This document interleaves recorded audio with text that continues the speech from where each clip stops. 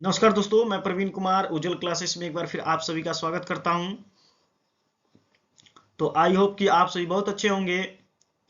और देखिए दोस्तों, ये मेरा पहला वीडियो है जो मैं लैपटॉप के माध्यम से आप लोग तक पहुंचाने का काम कर रहा हूं, अपलोड करने जा रहा हूं। और यदि आप मेरे चैनल पे नए व्यूवर्स हैं तो आप सबसे पहले मेरे चैनल को सब्सक्राइब कर लें। और चलिए अब हम लोग चलते हैं अपने टॉपिक पे। तो जो आज का हमारा टॉपिक है, आज हम लोग इस पहले वीडियो में पढ़ने वाले हैं क्लास 12 चैप्टर नंबर 8। और चैप्टर का नाम है मानव स्वास्थ्य और रोग, जिसको आप इंग्लिश में बोलते हैं ह्यूमन हेल्थ एंड डिजीज। ठीक है। तो आज हम लोग इस चैप्टर में डिस्कस करने वाले हैं कि मानव स्वास्थ्य और रोग क्या है।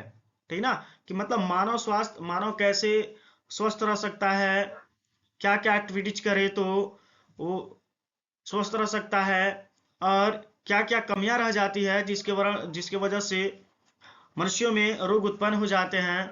तो इस चैप्टर में हम लोग इन सारी चीजों के बारे में डिस्कस करेंगे। ठीक है। तो देखेंगे आप कि यहाँ पे जो पहला हमारा हेडिंग है वो क्या है। तो यहाँ पे आप देखेंगे कि जो पहला हेडिंग है वो है स्वास्थ्य क्या है। ठीक ना, जो हमारा पहला हेडिंग है वो क्या है, यहाँ पे स्वास्थ्य क्या है, इसके बारे में हम लोग जानेंगे। ठीक है। तो यहाँ देखिए, यहाँ पे लिखा हुआ है सरल शब्दों में स्वास्थ्य को सभी बीमारियों और संक्रमणों से मुक्त के रूप में परिभाषित किया जा सकता है। कह रहा है यहाँ पे कि सरल शब्दों में, मतलब हम आसान भाषा में अगर बात करें ना, तो स्वास्थ्य को सभी बीमारियों और संक्रमणों से मुक्त के रूप में परिभाषित किया जा सकता है। कह रहा है अगर कोई स्वस्थ व्यक्ति है तो उसको किसी भी प्रकार का बीमारी ना हो, किसी प्रकार का संक्रमण ना हो, तो उसको हम स्वस्थ बोल सकते हैं। ठीक है। फिर कह रहा है कि विश्व स्वास्थ्य संगठन, देखिए यहाँ पे जो मेन चीजें हैं, यहाँ पे अब हम लोग बात करेंगे विश्व स्वास्थ्य संगठन। यहाँ पे देखेंगे आप, बात कर रहे हैं यहाँ पे हम विश्व स्वास्थ्य संगठन WHO के अनुसार। ठीक ना, यहाँ पे WHO यानी वर्ल्ड हेल्थ ऑर्गेनाइजेशन के अनुसार क्या होता है, तो यहाँ पे आप देखेंगे स्वास्थ्य केवल बीमारी या बीमारी की अनुपस्थिति नहीं है। ठीक है।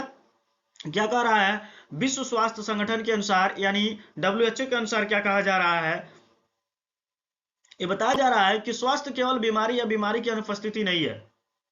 ठीक ना, एक स्वस्थ व्यक्ति के लिए बीमारी या बीमारी की अनुपस्थिति नहीं है। कह रहा है कि यह शारीरिक, मानसिक और सामाजिक कल्याण सहित एक सक्रिय और ऊर्जावान स्थिति की स्थिति है।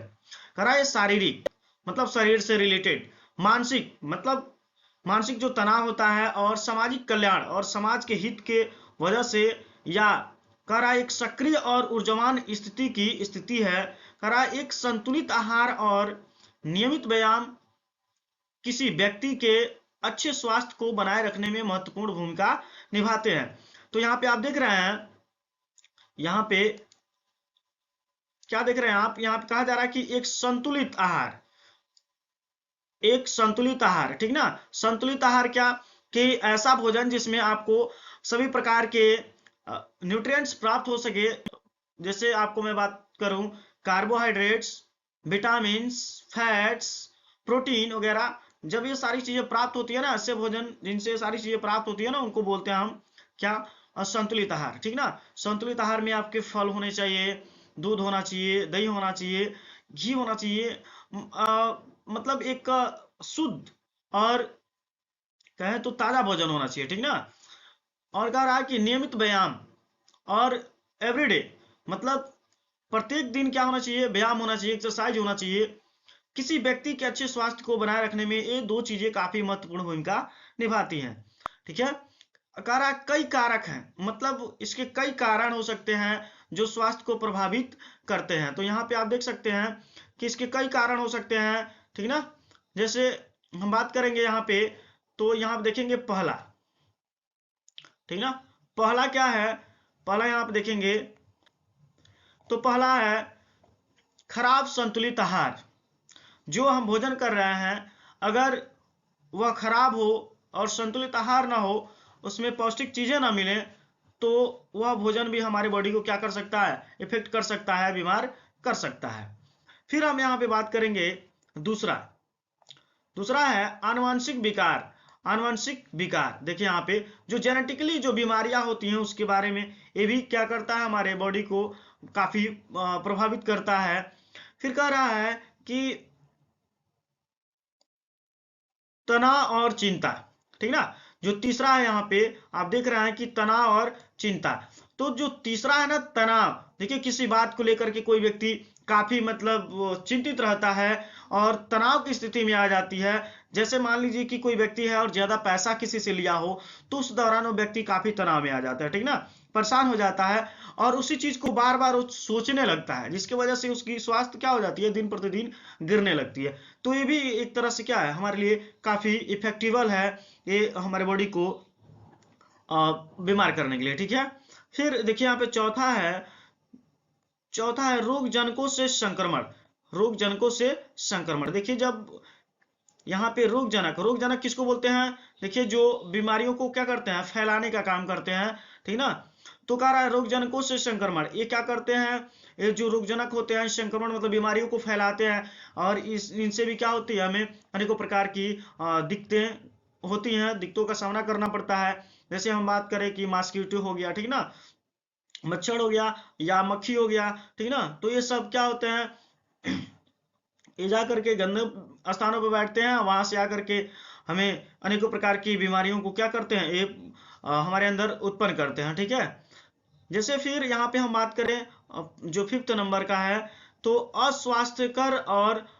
अस्वास्थ्यकर भोजन का सेवन, मतलब अशुद्ध भोजन का सेवन करना और ये स्वास्थ्य रहित भोजन का न सेवन करना। इससे क्या है, हम हमारे जो बॉडी को है, जो हमारे शरीर को है, काफी दिक्कतों का सामना करना पड़ता है। इसकी वजह से हमारा जो स्वास्थ्य रहता है वो अच्छा नहीं रहता है, ठीक है। चलिए नेक्स्ट हम बात करते हैं व्यायाम और अन्य शारीरिक गतिविधियों की कमी। जैसे कोई भी व्यक्ति है, आजकल यह बात है कि सभी व्यक्ति यहाँ पे देख रहे हैं कि ज्यादातर लोग बीमार पड़ जा रहे हैं। रीजन है कि हाईली फूड खाते हैं, ठीक ना, और व्यायाम करते नहीं हैं, तो उसकी वजह से क्या होती है, अनेकों प्रकार की बीमारियां होती है, ठीक ना। जैसे हम बात करें लेडीजों में, तो खाना वगैरह खा करके दिन भर बैठने से उनको अनेकों प्रकार की बीमारियां हो रही हैं, जैसे पेट में सूजन हो रहा है, ठीक ना, और उनकी जो बॉडी है दिन प्रतिदिन फैलती जा रही है, तो उनके अंदर ऐसे लेजीपन आने की वजह से उनमें अनेकों प्रकार की बीमारियां उत्पन्न हो जा रही हैं, ठीक है। तो यहाँ आप देख रहे हैं व्यायाम, इसलिए अगर व्यक्ति को स्वस्थ रहना है तो सबसे मोस्ट इंपॉर्टेंट जो चीज है वो क्या है, व्यायाम करना, एक्सरसाइज करना है, ठीक ना। एवरीडे अगर व्यक्ति समय से जगता है, एक्सरसाइज करता है, तो शारीरिक गतिविधियों को पालन करता है ना, तो उसको कोई दिक्कत नहीं होगा। बट ऐसा ना करने से क्या होता है, ये हमारे स्वास्थ्य को काफी प्रभावित करते हैं और हमें बीमार करते हैं, ठीक है। तो चलिए अब हम नेक्स्ट यहाँ पे देखते हैं,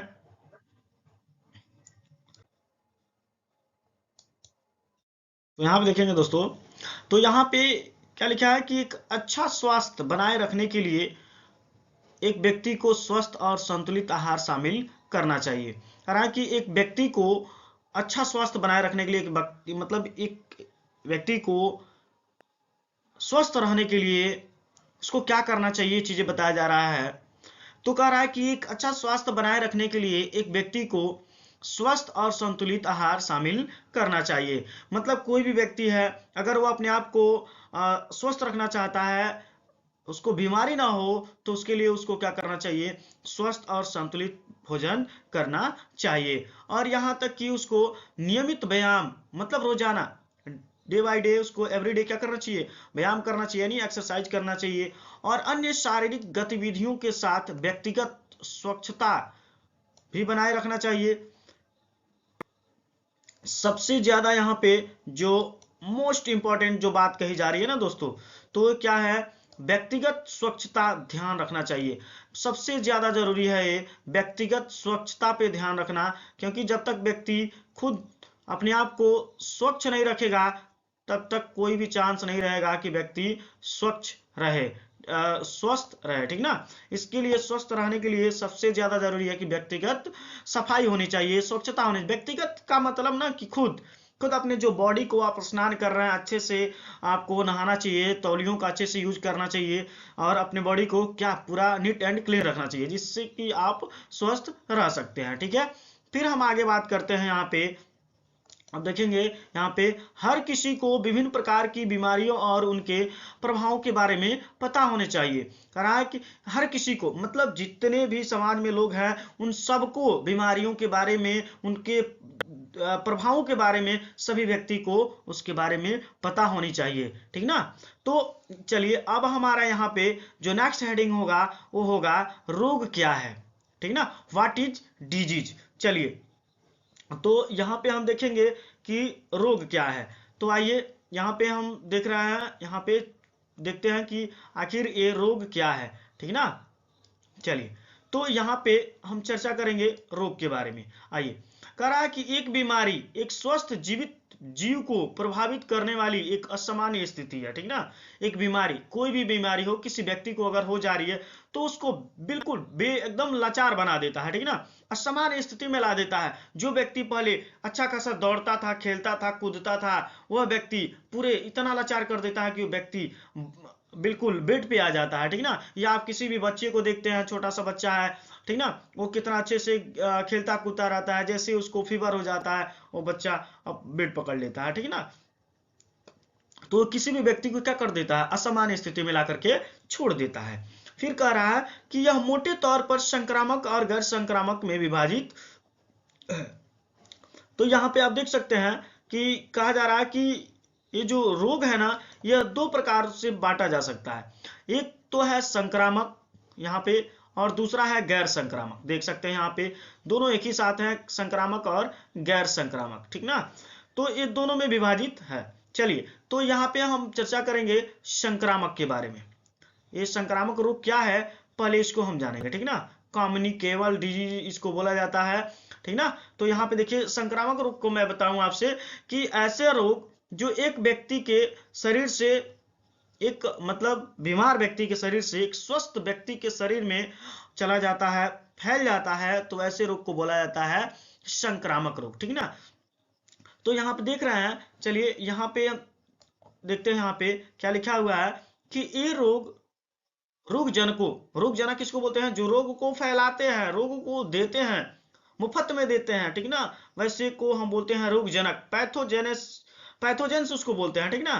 करा जैसे में बैक्टीरिया को आप जानते हैं भली भांति, बैक्टीरिया क्या भाई, तो यहाँ पे देखेंगे बैक्टीरिया, तो बैक्टीरिया, यहाँ पे बैक्टीरिया को हम क्या बोलते हैं, तो जीवाणु बोलते हैं, हिंदी में क्या बोलते हैं इसको, जीवाणु, ठीक ना। और ये वायरस है तो वायरस को विषाणु बोला जाता है, ठीक ना। कवक परजीवी के कारण होते हैं। ये देखिए ये चार ऐसे हैं जिनके वजह से ये संक्रामक रोग फैलते हैं एक व्यक्ति के शरीर से दूसरे व्यक्ति में, ठीक ना, जो काफी घातक होते हैं, ठीक ना। और इसमें सबसे जो खतरनाक होता है दोस्तों, हम बात करें ये कौन होता है, सबसे जो खतरनाक होता है यहाँ पे, वो सबसे खतरनाक जो होता है वो होता है इसमें वायरस। यहाँ पे जो सबसे खतरनाक होता है ना, ये क्या होता है, वायरस, जो अभी कुछ ही समय पहले गुजरा, जो कोरोना काल, आप देखे ना कि काफी लोग उसमें डेथ कर गए इस कोरोना के वजह से, ठीक है। चलिए तो फिर हम बात करते हैं यहाँ पे, और आसानी से एक व्यक्ति के शरीर से एक व्यक्ति से दूसरे व्यक्ति में प्रेषित हो सकते हैं। कह रहा है ये ऐसे जो रोगजनक हैं जो एक व्यक्ति के शरीर से दूसरे व्यक्ति के शरीर में बड़ी आसानी से फैल जाते हैं, ठीक ना, इंजेक्ट हो जाते हैं। चलिए करा इसलिए इसे संक्रामक या संचारी रोग के रूप में भी जाना जाता है, ठीक ना, इसलिए इसे संक्रामक या संचारी रोग के रूप में भी जाना जाता है, ठीक है। क्योंकि यहाँ पे देख रहे हैं कि ये कह रहा है इसे संक्रामक की, देखिए ये क्या है, ये संक्रामक है, और या इसको आप संचारी रोग के नाम से भी जानते हैं, ठीक है, तो आप याद रखेंगे ऐसे रोग जो एक व्यक्ति के शरीर से दूसरे व्यक्ति में आसानी से फैल जाते हैं, ऐसे रोगों को कहा जाता है संक्रामक रोग या संचारी रोग। ठीक ना, किसके किसके वजह से होता है? तो बैक्टीरिया के वजह से होता है, वायरस की वजह से होता है, कवक की वजह से होता है, परजीवी की वजह से होता है। अब ये कौन कौन से इनसे रोग होते हैं उनके बारे में हम देखेंगे। चलिए, तो अब हम देखेंगे यहाँ पे जो सामान्य सामान्य जो बीमारियां हैं क्या क्या हैं। तो आप देख सकते हैं कि सर्दी है, तपेदिक है, फ्लू है, ठीक ना, दाद है, मलेरिया है, ये सभी संक्रामक रोगों के अंतर्गत आते हैं। संक्रामक रोग के सभी क्या है? उदाहरण है। चलिए ठीक है, अब हम बात करेंगे जो नेक्स्ट हमारा हेडिंग है उसके बारे में दोस्तों। तो ये हमारा क्या है, जो दूसरा हेडिंग है इसमें, उसका जो दूसरा भाई है उसको हम बोलेंगे गैर संक्रामक रोग। ठीक ना, गैर संक्रामक रोग। तो यहाँ पे हम पहले चर्चा करेंगे कि गैर संक्रामक रोग वाकई में होता क्या है। तो गैर संक्रामक रोग को आप समझेंगे दोस्तों कि ऐसे रोग जो एक व्यक्ति के शरीर से दूसरे व्यक्ति के शरीर में नहीं फैलते हैं उनको बोला जाता है असंक्रामक रोग या गैर संक्रामक रोग बोला जाता है। चलिए, तो हम यहाँ पे एक एक लाइन को अच्छे से देखते हैं। लिखा है ऐसे रोग जो एक व्यक्ति से दूसरे व्यक्ति में नहीं फैल सकते हैं उन्हें गैर संक्रामक रोग कहा जाता है। ठीक ना, यहाँ पे ऑलरेडी लिखा हुआ है वो चीज देख सकते हैं आप। यहाँ पे लिखा हुआ है वो चीज, यहाँ पे हम हाईलाइटेड कर देते हैं। यहाँ पे देखिए क्या लिख रहा है कि ऐसे रोग, ठीक ना, ऐसे रोग जो एक व्यक्ति से दूसरे व्यक्ति में नहीं फैलते हैं उन्हें गैर संक्रामक रोग कहा जाता है। उन्हें क्या कहा जाता है? तो गैर संक्रामक रोग कहा जाता है। ठीक है, चलिए अब हम देखेंगे यहाँ पे आगे क्या लिखा है। इसे एक गैर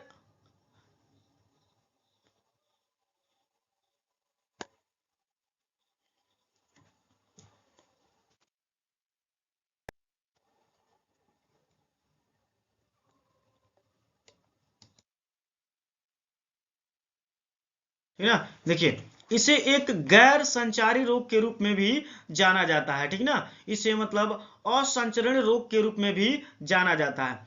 ये रोग या तो आनुवंशिक विकारों या अस्वास्थ्यकर आहार, शारीरिक गतिविधि की कमी और कुछ पर्यावरणीय कारकों के कारण भी हो सकते हैं। ठीक ना, ये जेनेटिकली भी हो सकता है, जेनेटिकली हो सकता है मतलब कुछ जो एबनॉर्मलिटी की वजह से हो सकती है, कुछ हमारे आहार की कमी की वजह से हो सकती है। ठीक ना, कुछ शारीरिक गतिविधियों की कमी से हो सकती है और कुछ जो हमारे पर्यावरणीय इफेक्ट होते हैं ना, इसके कारण से ये रोग उत्पन्न हो सकते हैं। तो ये रहे गैर संक्रामक रोग।